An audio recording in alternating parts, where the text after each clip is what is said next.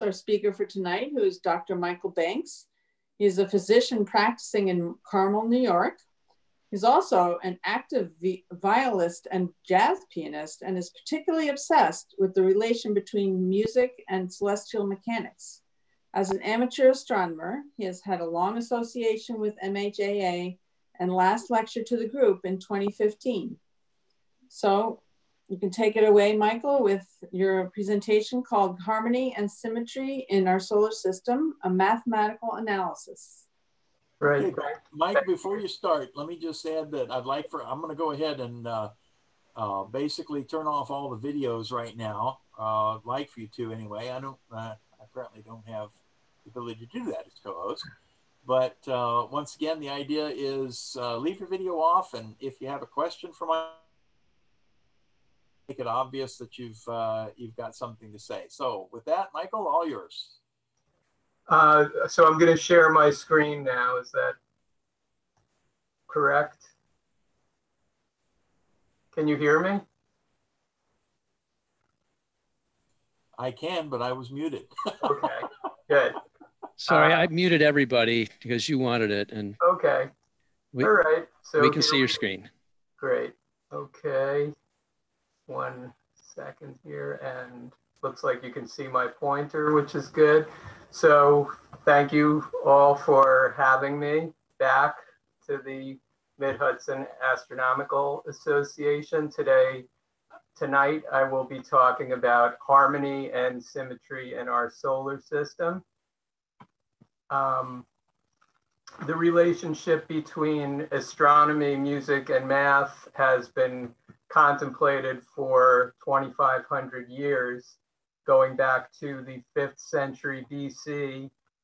Pythagoras and his followers believed that mathematics provided the underpinnings of both astronomy and music, and also provided a link between music and astronomy.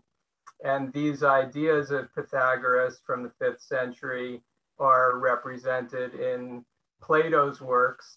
In the Republic, Plato proposes that the best course of study of an idealized education would be the combination of arithmetic, geometry, astronomy, and harmony, called the quadrivium.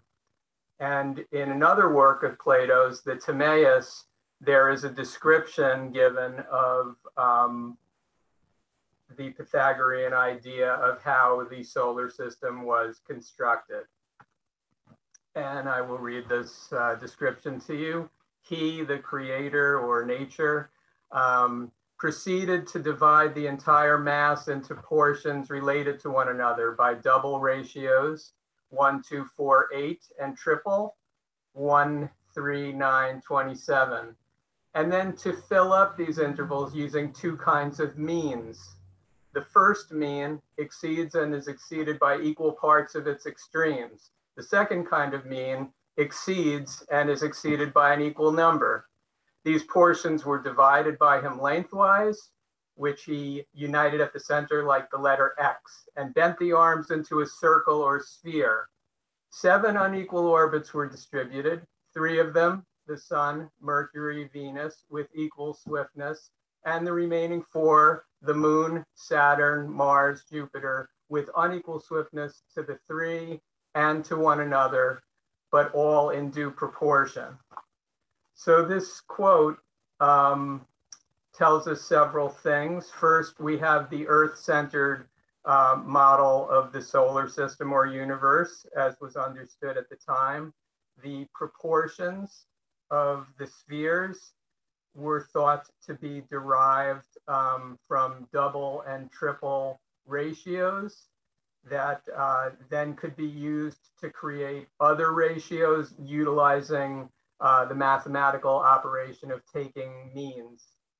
And the operations that he describes here, the taking of means between two different numbers, were also used by Pythagoras and his followers in their understanding and creation of harmony. And we'll see that on the next slide.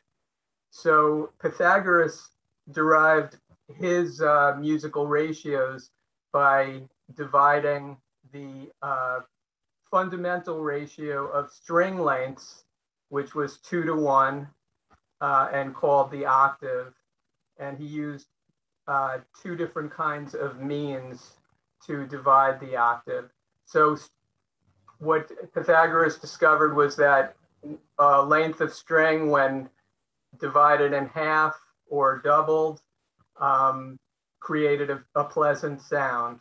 And so taking as the extremes A equals 1 and B equals 2, we get the arithmetic mean. The sum of A plus B over 2 gives us 3/2, the perfect fifth. This was described in the passage as the type of mean which has an equal number added and subtracted from the two extremes. So 1/2 added to 1 gives 3/2, and 2 minus 1/2 equals 3/2, which corresponds to an interval in music known as the perfect fifth. The harmonic mean described in the passage is described as subtracting from the greater extreme an equal part as you add to the lesser extreme. So we have this formula to create the harmonic mean, which gives for A equals 1 and B equals 2, 4/3, which corresponds to a pleasing interval called the perfect fourth. So the harmonic mean, we've added 1/3 of 1 to 1 and got 4/3, and we've subtracted 1/3 of 2 or 2/3 from 2 and obtained 4/3. So these are the two different kinds of means that Pythagoras used. So we fast forward about 2,000 years, and other intervals were also added to the list of intervals, which were musical tones which, when sounded together, were very pleasing to hear. So we call these harmonic consonances. They're musical ratios that sound pleasant when they're played together. And to Pythagoras' original unison, octave, perfect fourth, and perfect fifth were added the major and minor thirds and the major and minor sixths. So I'm going to go at this point to a video of an instrument called a monochord, which will demonstrate how string length ratios and these simple intervals create pleasing sounds when sounded together. So the monochord has one string of fixed length, the other one of varying length, and we'll hear a couple of simple intervals played.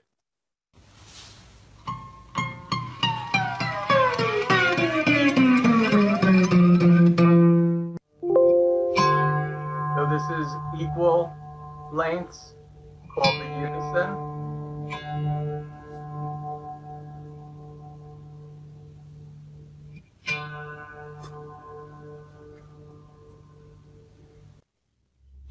Then we have a 4:5 ratio, which is a major third. 3:2 string length ratio gives us a perfect fifth. And then the fundamental 2:1 ratio, the octave.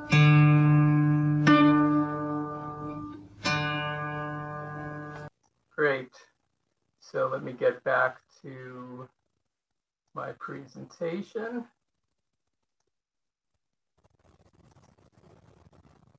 So by the 16th century, through theorists such as Zarlino, the set of harmonic consonances was completed. And as we said, it starts with the octave and the unison, the 2:1 ratio to 1:1 ratio. We took the means, as Pythagoras did, and we created the perfect fourth and perfect fifth with these simple ratios.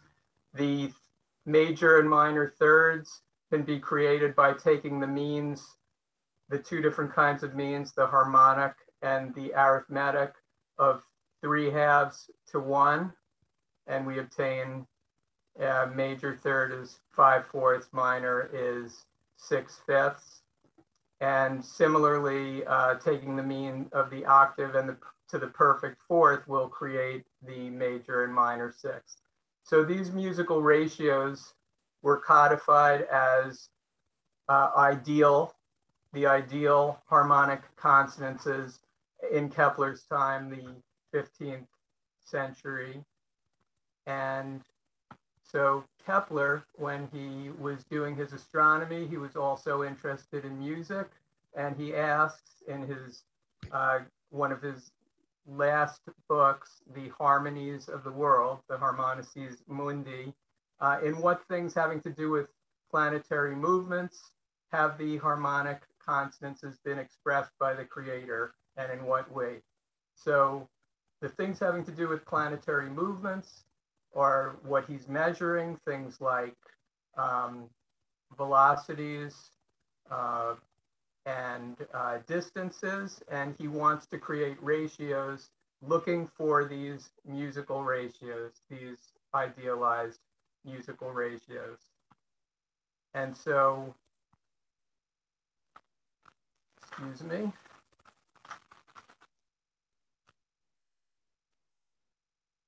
A couple of things I wanted to just say at this point regarding the musical ratios.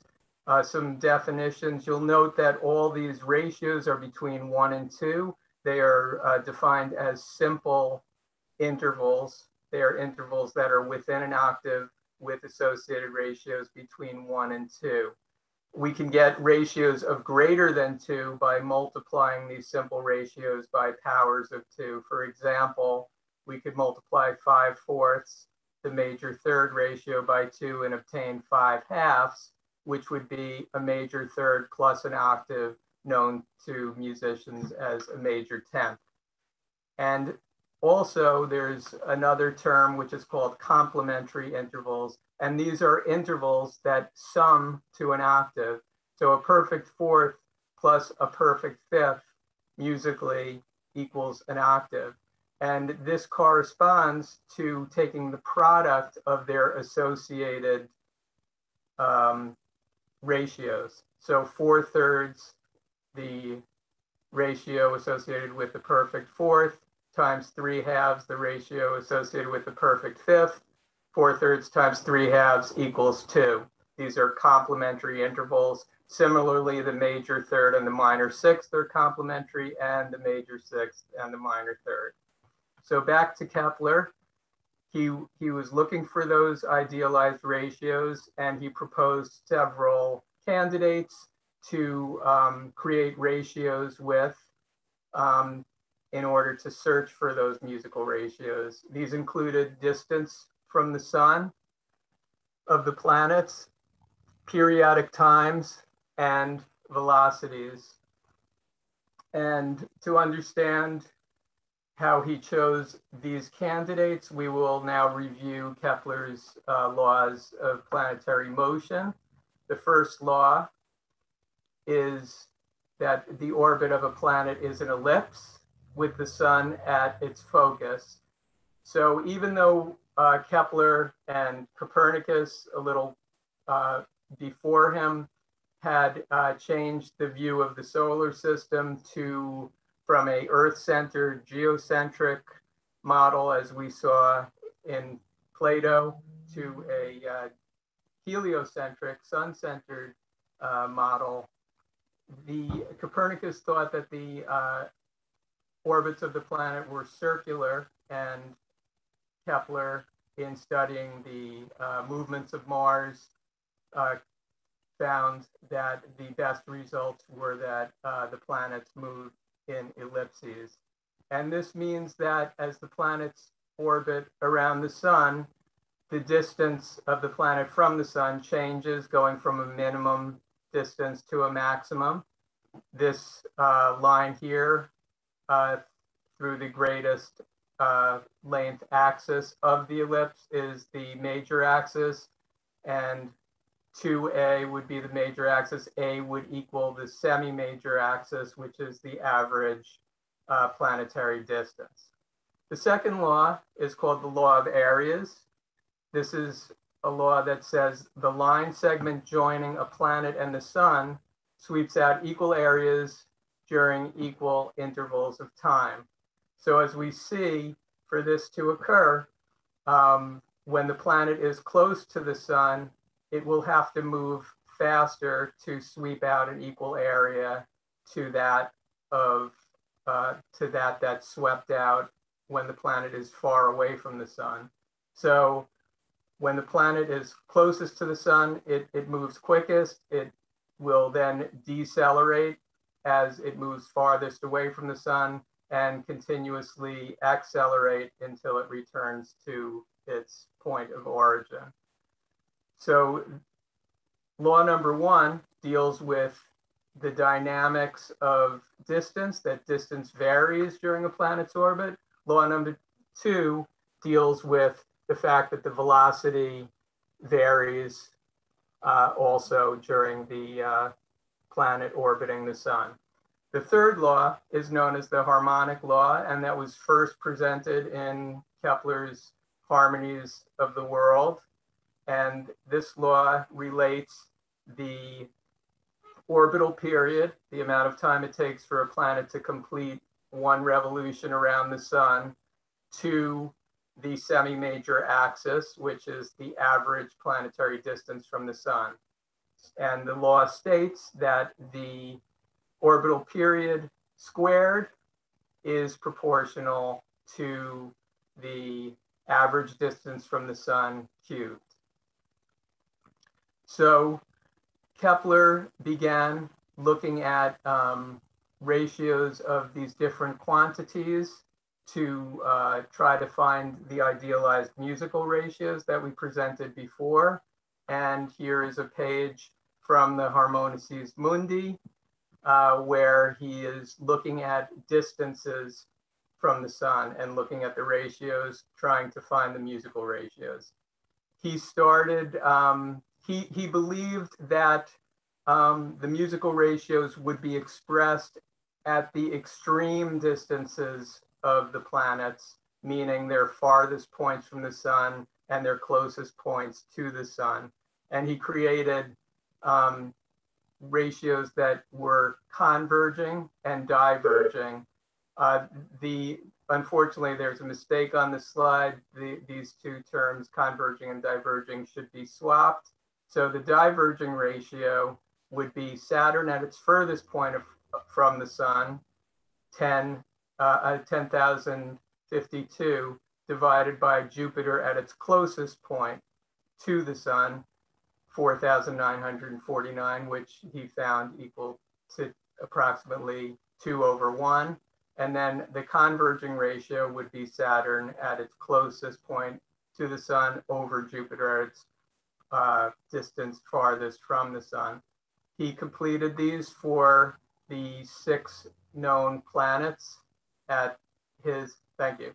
He completed these for the 6 known planets that he knew at the time. And he obtained encouraging but not fully satisfying results, where about only 3 of the 10 ratios given were within his ideal margin of error, which was 1.25%. But he was encouraged, and he continued, having gone through looking for the musical ratios in distance ratios. He continued by looking at velocity ratios. Now this one doesn't have the mistake. So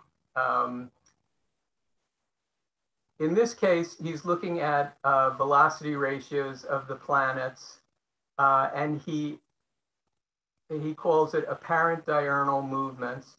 These would be angular movements how much arc did a planet move from one day to the next when viewed from the surface of the sun? And we have the slowest speed represented when the planet is furthest from the sun, and then the fastest when it's closest to the sun. And again, he made his ratios of diverging, which created the larger fraction, and converging ratios. This is of angular movements of the planets as viewed from the sun. And he was very happy with his results here. Again, it wasn't a perfect, he kind of was fitting some square pegs into round holes here, but he was happy with it. And it was these results that he used to complete the rest of his harmonies of the world. In addition to obtaining the ratios between adjacent planets, he also obtained ratios for single planets. And for example, Saturn has a ratio close to that of a major third. So at its fastest, Saturn travels 5/4 the angular velocity that it does at its slowest. And he did this for all the planets. He noted that Mercury had the greatest within a single planet range, and Mercury traveling fastest, Kepler associated speed with pitch, higher pitch. So he assigned Mercury having the highest pitch and the most florid, greatest range to the soprano voice of a choir. He similarly went down one planet at a time and assigned Earth and Venus to the alto voice because moving a little slower, they were lower in pitch. Their range was not as great. Mars had a sort of intermediate range and was assigned the tenor, and to the base he assigned Saturn and Jupiter. Now, of course, we know that the ranges that he's obtaining here are related to the planet eccentricities. Earth and Venus are very circular, and so they have very small range. Mercury is most eccentric and has the greatest range, and Mars is somewhat intermediate between the two. So at this point, he imagined that the planets singing their different in their different ranges. Saturn, for example, would start on the note G, raise up to a B, a major third above that, and return as it decelerates farthest away from the sun back to the G. And this cycle would take 30 years, the amount of time that it takes Saturn to orbit the sun. Similarly with Jupiter, Mars, Earth and Venus would not change very much. Mercury, with an 88-day cycle, would go through its very large range and move fairly quickly up and down as it returns to its starting point.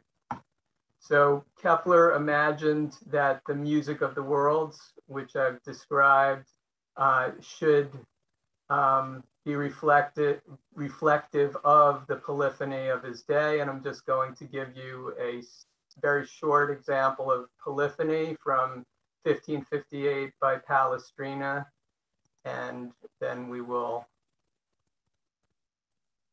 continue to discuss.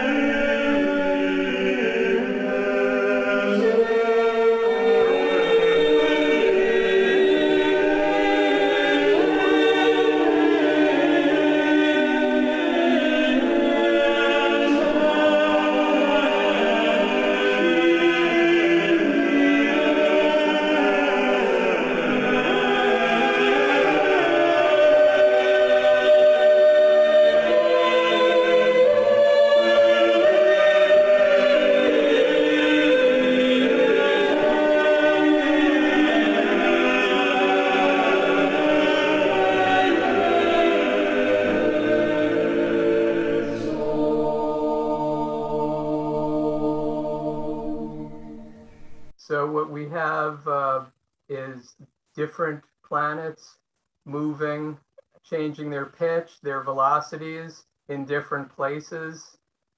Nothing's really lined up completely, except occasionally we get a resolved chord. So the soprano voice Mercury here would obtain its greatest velocity, its highest pitch. And then as it swings farther away from the sun, it would descend, decelerate, whereas the tenor voice Mars would swing around the sun to its fastest point here, and then decelerate as it travels away from the sun. And the bass, Jupiter or Saturn, would hit its highest point at a different time, let's say here, and then as it swings out to its farthest point from the sun, it descends. And occasionally one would create, as heard in the final resolving chord, a relationship between the voices that is pleasing all around, where no voice conflicts with any other voice.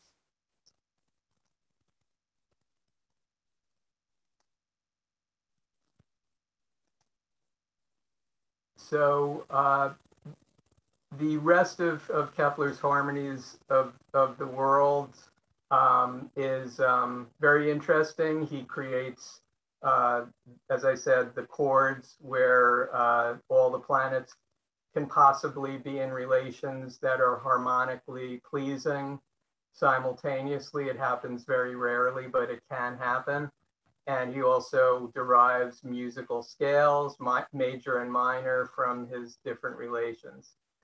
But as we saw, Kepler analyzed mainly the dynamic, the changing quantities that he measured, that is the minimal and maximal distances from the sun and minimal and maximal velocities. But he did not really complete an in-depth analysis of static quantities and that are unchanging during the planet's orbit. And I think that it was interesting to examine these in more detail.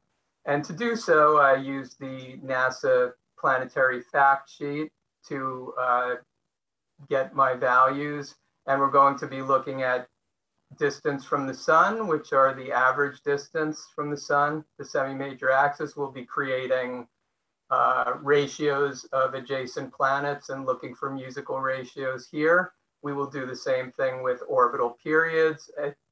And finally, we'll do the same thing with average orbital velocities.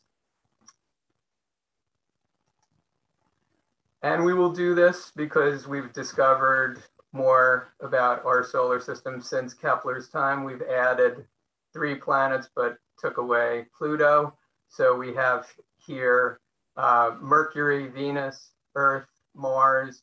I put in Ceres as a surrogate for the asteroid belt, and Jupiter, Saturn, Uranus, and Neptune. So we begin by looking at ratios of average distance and looking for our musical ratios. So for example, Venus at 0.723 astronomical units divided by Mercury at 0.387 astronomical units yields a ratio of 1.868. That is nowhere close to a musical ratio, the closest being 2 an octave, or 1.67, which would be major sixth. We're not close. And we do the same thing for the other planetary pairs. And of the 8 ratios, we only approximate the musical ratio for 2. One is Mars to Earth. The distance ratio approximates a perfect fifth of 3/2, and Uranus to Saturn gives a value almost exactly 2, which is an octave. So not too satisfying. We move on to looking at musical ratios in the ratios of orbital periods of adjacent planets. And in this case, our ratios are greater than 2, which by definition is a compound interval. And so we will divide any interval more than 2 by 2 to obtain a simple ratio, and then see if it relates to one of our idealized musical ratios. So again, the same thing, Venus having a orbital period of 224.7 days divided by 88 days of Mercury's orbital period is 2.553. We divide that by 2, get 1.277, which is approximately 5/4, the ratio for a major third. And similarly, we go through and we do pretty well. We have now 5 out of 8 of the ratios are coming close to the idealized musical ratios. But Kepler was not satisfied with this result, which he himself also calculated. And it's disappointing that we don't have a better agreement between the orbital period ratios and the musical ratios. And that is because there are phenomena that we see within our solar system and outside of it where orbital resonance can express musical ratios. Some of the best known ones are the Galilean moons of Jupiter. And in this case, we have a little cartoon here of the inner 3 Galilean moons, Io, Europa, and Ganymede. They're in this very nice fixed ratios of 1 to 2 to 4. So Io goes around Jupiter 4 times for every revolution of Europa. I'm sorry, Io goes around 4 times for every revolution of Ganymede, and Europa goes around twice for every revolution of Ganymede. And these ratios that are seen astronomically would give us the ratio, give us the corresponding musical intervals of an octave and a double octave, 1 to 2 and 1 to 4. And then between Ganymede and Europa, we would also have an octave. And apparently there's a mathematical construct that Laplace did that explains the stability of this. So we will move on to another expression of orbital resonance, which gives us musical ratios, and that is the Kirkwood gaps, which are seen in the asteroid belt. The x-axis here represents distance from the sun in astronomical units. The y-axis, number of asteroids at the different distances from the sun. We see that there are gaps called the Kirkwood gaps that occur at several places, and Kirkwood correctly devised and proved that these gaps occur at places of orbital resonance with the planet Jupiter. So Jupiter has a orbital period of approximately 12 years. At this gap here, an object orbiting here would have an orbital period of 4 years, a 3-to-1 ratio with Jupiter. But we have a destabilizing interaction rather than a stabilizing interaction. So whatever objects orbited here are ejected, presumably because of this resonance with Jupiter. And the same thing happens at several other places, 5/2 and 2-to-1. The 2-to-1 ratio again would give us an octave. The 5-to-2 would give us a major third, 5/4 plus an octave times 2 gives us 5/2. And here we have an octave plus a fifth would give us a 3-to-1 ratio. And finally, a very intriguing extraplanetary system called the TRAPPIST-1 system. It's 39 light years from where I'm speaking. And it is a red dwarf star, approximately the size of Jupiter, which has 100 times Jupiter's mass. And there are 7 planets that orbit this star, and they all orbit with very nicely correlating musical ratios as seen here. And it's also written in musical format as well. So the question is, why are we so unlucky that we don't have these nice musical ratios corresponding to our orbital period ratios? Well, there's several differences between our solar system and the TRAPPIST system. The TRAPPIST system, the planets are very uniform in size, whereas we know ours are not. They vary greatly. Secondly, the range of orbital periods here is about 2.5 octaves. The planet that moves slowest, farthest from the TRAPPIST star, moves around the star completely in about 19 days. Whereas the closest one, it takes about 1.5 days for that to travel around the star. So we have much more rapidly rotating, much more squished in together planets. And perhaps that is why we see these ratios in the TRAPPIST system and not in our own solar system, which has these differences of being more spaced out with more variance in the sizes of the planets. In a way, the TRAPPIST system is much more similar to the Jupiter-Moon system, where again, the orbiting bodies are uniform and they're rotating around the central object fairly quickly. So having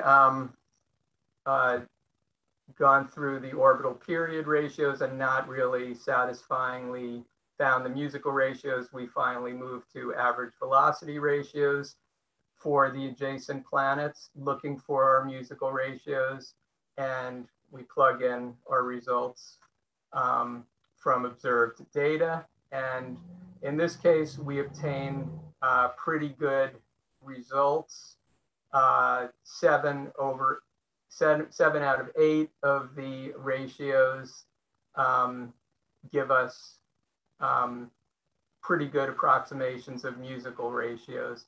But Saturn to Uranus gives us a very strident 1.43 ratio, which is about equal to the square root of 2, which is about as unpleasant a sound as you can make. It's called a tritone. But what's interesting about doing this calculation is an earlier work by Kepler.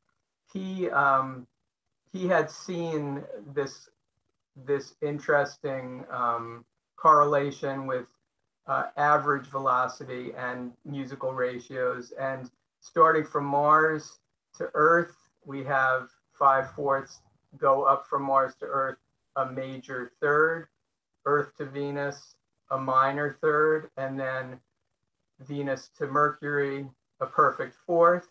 So he recognized that as, the common chord, a major triad with the root doubled on top. And so he postulated maybe I could get away. I know there's a big jump between Mars and Jupiter. Perhaps this is an octave, and then I could put in another fourth from Jupiter to Saturn, and this would all be a very consonant, pleasant sounding chord. But unfortunately, the Mars to Jupiter ratio does not equal 2, that of an octave. and so he had to abandon his planetary court of 1599. It's interesting that 1599 was before any of his laws of planetary motion were put forth. So coming in on the home stretch, we've dealt with the ratios of planetary distance. Looking for the musical ratios, we only got 2 out of 8 correct. We did the orbital periods, and we got 5 out of 8, pretty close to the musical ratios. The velocities came closest with 7 out of 8 ratios coming close. Is this the best we can do? Well, what else can we look at? What other kinds of ratios can we look at? We've exhausted Kepler's list of planetary quantities to make ratios from. Well, maybe we should look at it a different way. Kepler's third law relates the average distance ratios to the orbital period ratios by an exponent of 3/2, a power law. Similarly, if we approximate the orbital perimeter to that of a circle and substitute in the formula for velocity, we get another power law relating the ratio of planetary distances to the ratio of their average velocities with an exponent of -1/2. So instead of thinking about discrete quantities like average distances, orbital periods, and average velocities, what if we think of them as the same set of data, the same set of ratios, but raised to different exponents? In this case, 1 for average distances, 3/2 for orbital periods, and -1/2 for velocities. So we've looked at these 3 discrete exponents, which I just mentioned. Is there another exponent of planetary distance ratios that best expresses the ratios of simple harmonic consonances, the musical ratios that we're looking for? So I did a bit of original research, and I calculated how well the musical ratios were expressed when we varied the exponents of the distance ratios of adjacent planets from 1/2 to 1. And this is a graph where we have the ratio, the exponent varying from 1/2 here, which would correspond to average velocity ratios, to the exponent equaling 1, which gives us the planet average distance ratios. And we vary the exponent from 1 here down to 1/2. And the y-axis here is the average error that we get from these ratios compared to the closest musical ratio.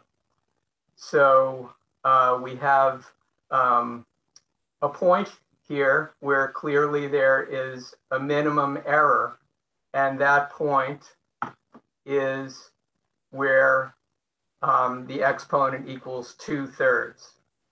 So the musical ratios are best expressed when the distance ratios are raised to the power of 2/3. And crunching the numbers, we take the distance ratios, raise it to 2/3, and we obtain these numbers, which all correspond very well to the musical ratios that we and Kepler are seeking. The only one, just to be perfectly honest, the only ratio that does not fall within Kepler's stated margin of error of 1.25% is this one from Jupiter to Ceres. It's just slightly greater, but otherwise we have found all the musical ratios from the planets. And I don't know what this means. It's just an empirical observation. It's interesting, and by my calculations, the chance of this happening randomly are less than 1 in 1,000. So finally, I'd like to discuss symmetry. There's an interesting symmetry if we look at the ratios that we previously derived, using the asteroid belt and Ceres as a mirror point, and then pairing the planets reflective of each other: Mars to Jupiter, Earth to Saturn, Venus to Uranus, and finally the extreme of Mercury to Neptune. What we have is, now these are the ratios of the planetary distance raised to the 2/3 power. So for Mars to Ceres, it's 3/2. Jupiter to Ceres, it's 3/2. So Mars to Jupiter would be the product of these two, 9/4, which is 2.25.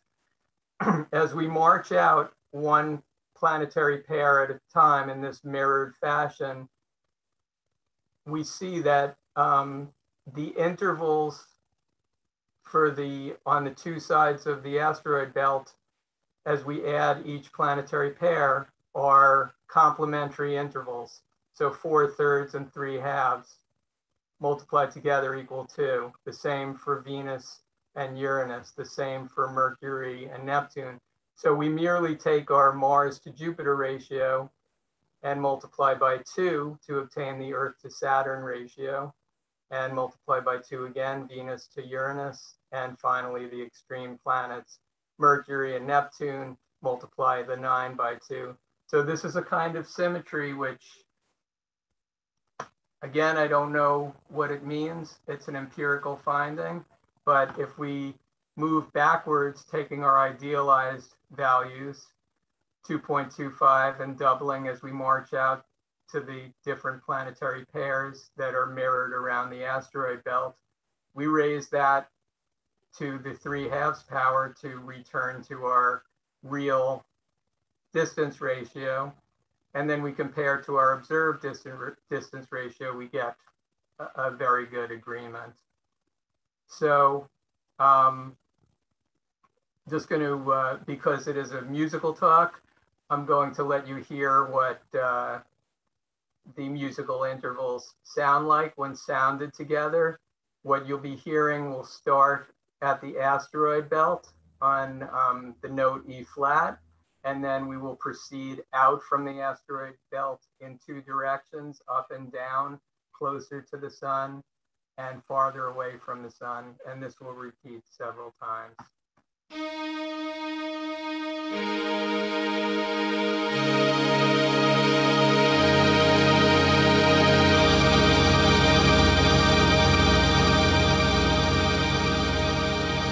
So we started asteroid.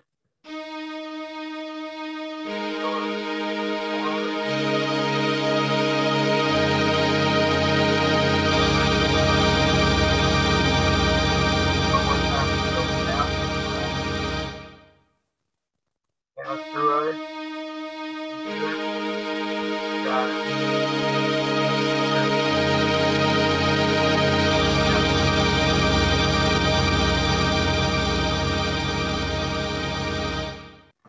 So in conclusion, regarding the harmony in our solar system, the idealized musical ratios of the harmonic consonances seem to be best expressed by raising the average distance ratios of adjacent planets to the 2/3 power. By way of symmetry, if we pair the planets around the asteroid belt in a mirrored fashion, the 2/3 power of the distance ratios double as we move from one pair to the next. That is Jupiter, Mars to Saturn, Earth to Uranus, Venus to the extremes of Neptune and Mercury. So the questions remaining, is there a theoretical reason for finding these musical ratios in the distance ratios raised to the 2/3 power? Is there a theoretical mathematical underpinning to the symmetry found, this type of symmetry where we get a doubling of these ratios raised to the 2/3 power around the asteroid belt? And another interesting area to pursue would be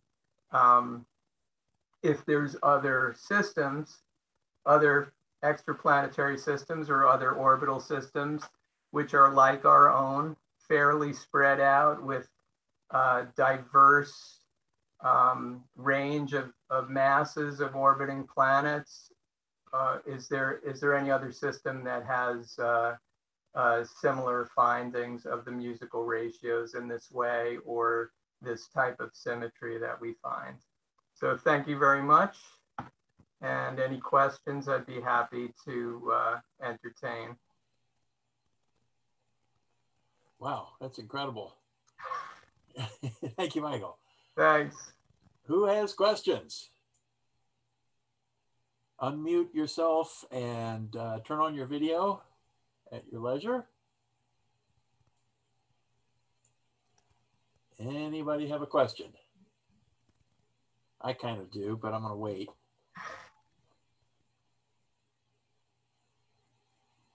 All right, well, let me toss mine out. What was there ever any, I guess, understanding of the practicality of this in the original? In Kepler's work? Right. No, I mean, you have to remember that Kepler caused the scientific, he was one of the causes of the scientific revolution. So the discrete line between mysticism and religious belief and science was less strict. And so I mean, obviously he was a religious man, but he was incredible that he came up with the stuff that he did that led the way for Isaac Newton to develop, you know, his celestial mechanics. But I don't think he was looking for a practical thing. He was just, he wanted to tie it all together in a somewhat mystical way. It reminds me a lot of Linnaeus trying to lay out the order of all living things to prove the majesty of the creator, right? Finding that he could not do that, right? And came up with taxonomy and sort of skipped over the part about, well, what does that have to say about the creator? So, well, the same thing really occurred here, in that, you know, this was a somewhat mystical work trying to tie everything together, but it was also the place that his third law of his harmonic law of planetary motion was first published. So you had this incredible observation there that is, you know, here with us today, which comes out of this somewhat mystical work. Very, very cool. Any other questions out there? Well, Can you reconnect the video? It won't, it says the host has disconnected it, and I can see some, but not mine. Oh. See here. Okay, can anybody see me? Yeah. I got bumped out for a little bit and I came back. There's we've got a number of video things on there. You should be able to, on your own control panel, you should be able to find your video camera, or within the chat you can open up your video there. But if you go when I click start video, it says can't connect because the host has disabled it, although I saw it before you disabled it. That's interesting. That sometimes happens in Zoom. I don't know why. I was able to get mine. Let's see. So I okay, thank you. Well, I had a thought about this. Can anybody hear me? Yes. Mhm. Yes. Yeah. Okay. My thought was, suppose we take any random group of objects. I mean, like let's say the continents of the Earth, and start manipulating them mathematically. Will we eventually figure out some harmonic relation to them also? If we work on it long enough? It's possible, but the fact that it's a power function, what you're doing is every time you try to tune one of your planetary quantity ratios in a certain way, you'd also be tuning the other quantities in the other ratios in exactly the same way. The best analogy I could use is Bill showed me his guitar earlier. And let's say the strings were out of tune, but the neck was wobbling.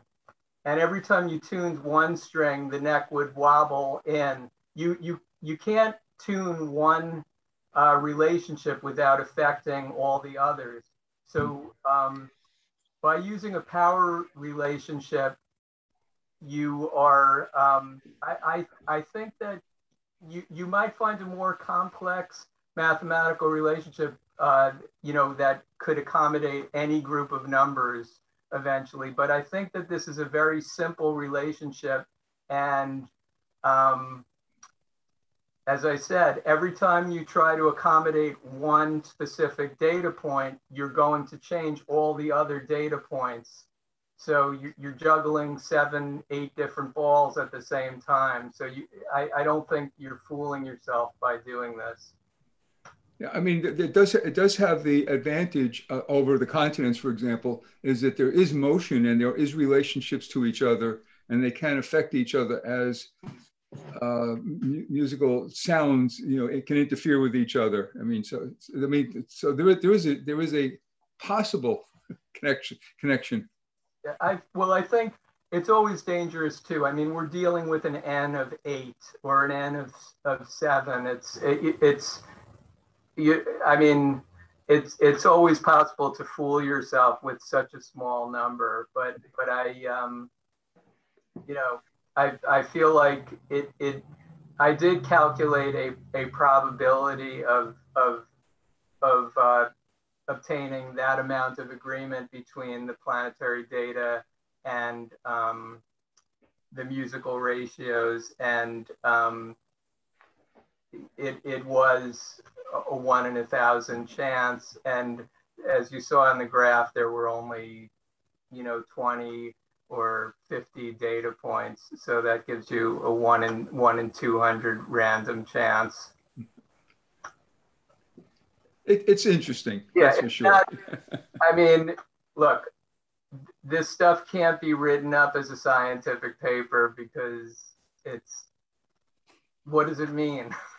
Right. It's a curiosity. Yeah, but then again, what did Kepler's third law mean? Before people applied that or understood what it meant. So, have you tried figuring Pluto into the equation? I did. Just for those of us who still believe that Pluto is a planet. Yeah, if I could do a quick back of the envelope on Pluto. Do you happen to know its average distance from the sun? Is it 39.9? 38.8. Okay. So I'm sorry, 39.5. Okay, 39.5. I'll get it for you in a minute. I could take the next question while I'm doing this if there is one. We have a question from the chat from Ilhan. Musical ratios you are referring to are in Western music. Since Eastern music ratios are totally different, what does this say about this argument? Well, it says this argument is a Western argument. I mean, if you notice, there was interesting in the Kirkwood gap ratios. There was also a ratio 7:3, which is a non-Western ratio called the septimal third.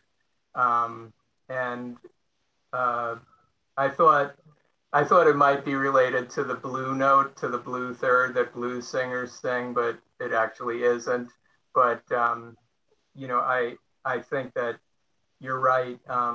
I would be interested. I'm sure there are some common ratios between Eastern and Western music, but this is definitely a Western argument, and I would be interested in, you know, seeing how it applies to Eastern music as well. I don't remember where I saw it, but there was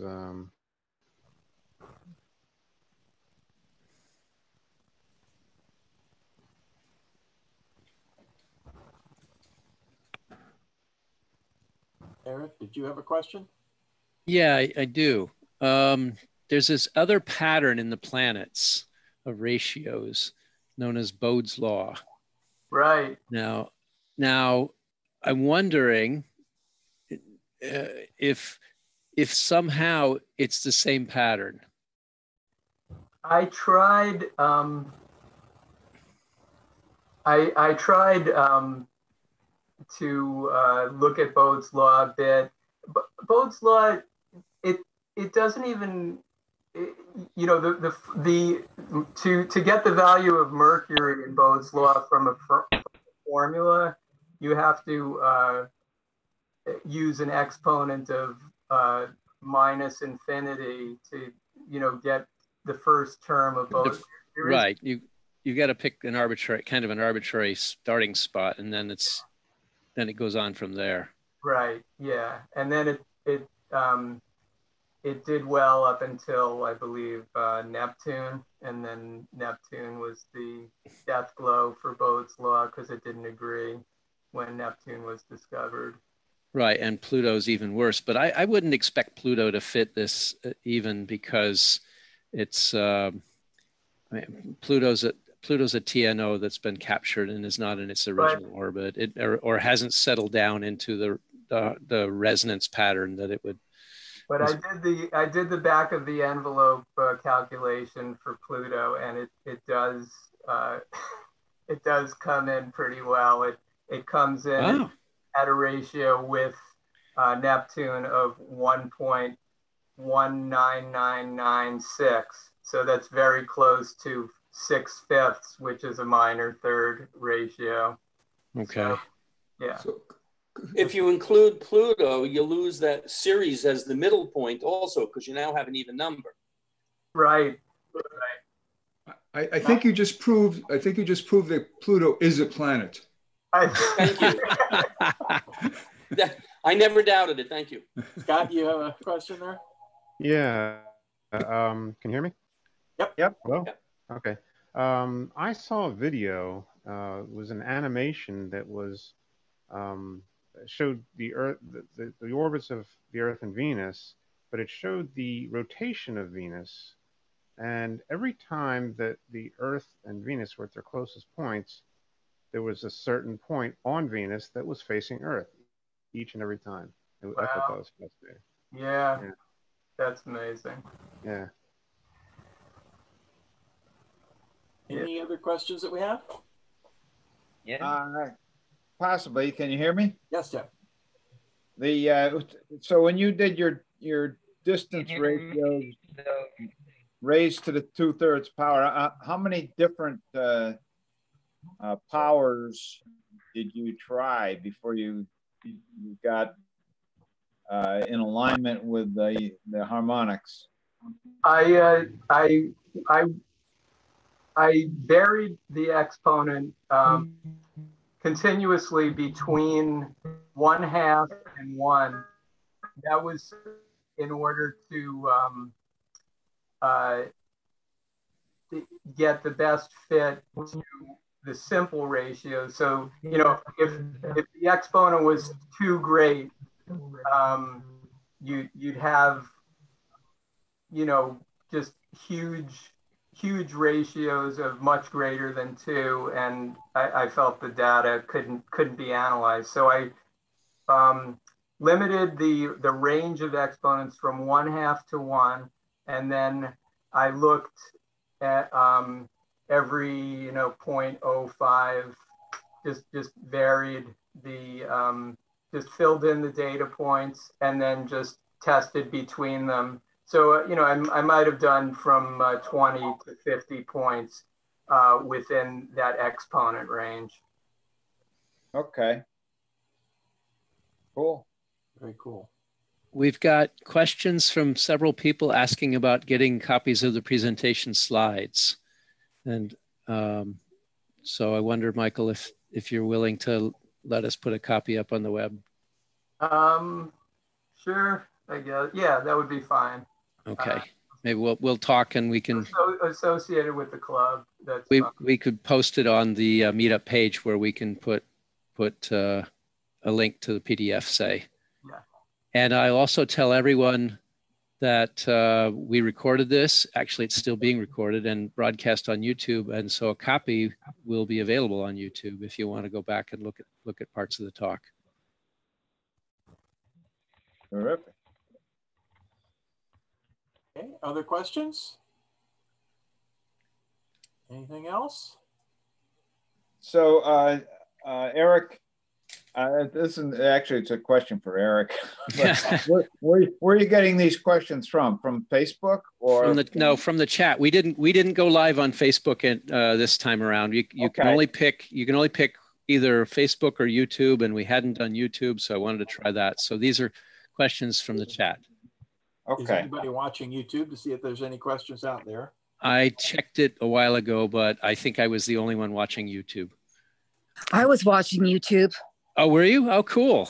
Excellent. Hi, it's Deborah. Yes, it was nice to see folks. And I enjoyed just the mathematical noodling, whether it produced perfection or not. It was just fun to, play with the numbers and the ratios. And I appreciated that you linked it to the music at that point and showed us what the ranges were and how that might play out. So thank you for an interesting talk and very good questions. Thank you. Thank you. Glad you enjoyed it. Very intriguing. Okay. Well, I absolutely thank you, Michael, for the presentation. Yes. Normally speaking, we would say at this point, yes, a round of applause, right?